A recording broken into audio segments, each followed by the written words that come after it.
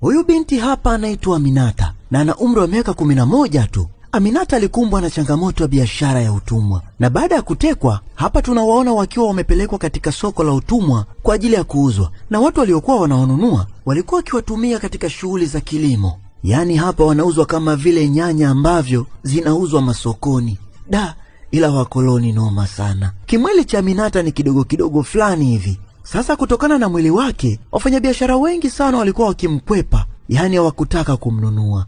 Maskini ya Mungu kanaonekana kama vile hakana nguvu za kuweza kufanya kazi kwenye hayo mashamba. Watu pekee ambao walikuwa wakiuzwa kwa bei nzuri ni wale ambao walikuwa na mili mikubwa tena na nguvu za kutosha. Sasa aliyekuwa anammiliki Aminata alimpiga mnada, lakini watu hawakutaka kumnunua kabisa. Sasa ikabidi amuuze kwa bei ya jioni, lakini uwezi amini watu bado walikuwa wakiendelea kumkwepa tu. Basi bwana, alitokea mchizi fulani hivi ambaye alikuwa anaonekana kupendeza kuliko wote, akataka kumnunua Aminata. Lakini ukweli ni kwamba huyu mwamba anamnunua kwa mipango yake binafsi tu, na wala sio kwa ajili ya kazi za mashambani. Yaani shoti ni kwamba huyu mwamba alitaka binti wa watu kumchukua kwenda kumtumia kama chombo cha kutimiza matakwa yake mwenyewe. Yatakuwa ni matakwa gani haya? Hemu ngoja tuone. Bwana, kwenye hii movie huyu binti alipitia misukosuko sio poa, lakini aliendelea kuonyesha ujasiri wake mpaka mwisho. Na huko mbele kuna matukio mengi sana ambayo wewe mwenyewe lazima utabaki mdomo wazi na hutaweza kuamini kabisa kama huyu binti mdogo angeweza kuyafanya. Na kabla hatujaendelea, naomba nikupe sekunde 5 tu ili uweze kusubscribe na kubonyeza hiyo alama ya kengele hapo ili uwe mwanafamilia wa Mentalix Recaps.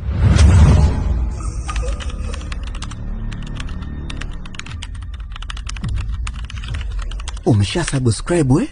Okay, sawa, tuendelee. Sasa kabla Aminata hajapelekwa kwenye hilo soko la utumwa, mwanzoni kabisa mambo yalikuwa hivi. Aminata alizaliwa katika kijiji fulani hivi ambacho kinaitwa Bayo, na mama yake Aminata ni mkunga mzuri sana hapo kijijini, na alikuwa akiwazalisha watu vizuri sana, na alikuwa akitamani sana mwanae hapo mbeleni aje kuwa mkunga mzuri kama yeye. Siku moja Aminata na mama yake walikwenda kwenye kijiji fulani hivi cha jirani kuweza kuzalisha, lakini ghafla waliingia watu wageni ambao hata wenyeji tu katika kijiji hiki hawakuweza kuwajua. So Aminata na mama yake wakaamua kuondoka kurudi kijijini kwao. Sasa katika kijiji chao kuna mwanamke mmoja hivi ambaye ni mke wa chifu na jina lake anaitwa Fanta. Huwa hampendi kabisa Aminata na hana sababu yoyote ile ya kumchukia huyu binti wa watu. Baba yake Aminata ni mtu wa ibada sana, na jamaa alikuwa akimpenda sana binti yake, na ndio maana alikuwa akimfua ili awe na ujasiri wa hali ya juu. Sasa majira ya asubuhi sana, Aminata pamoja na wazazi wake walikuwa wakielekea mahali fulani hivi, lakini ghafla wakahisi kama kuna kitu hakiko sawa. Yaani ukupita muda mrefu walitokea majangili fulani hivi ambao ni mablaki kama wao tu, na mwamba mmoja akawa ameshika chuma bwana.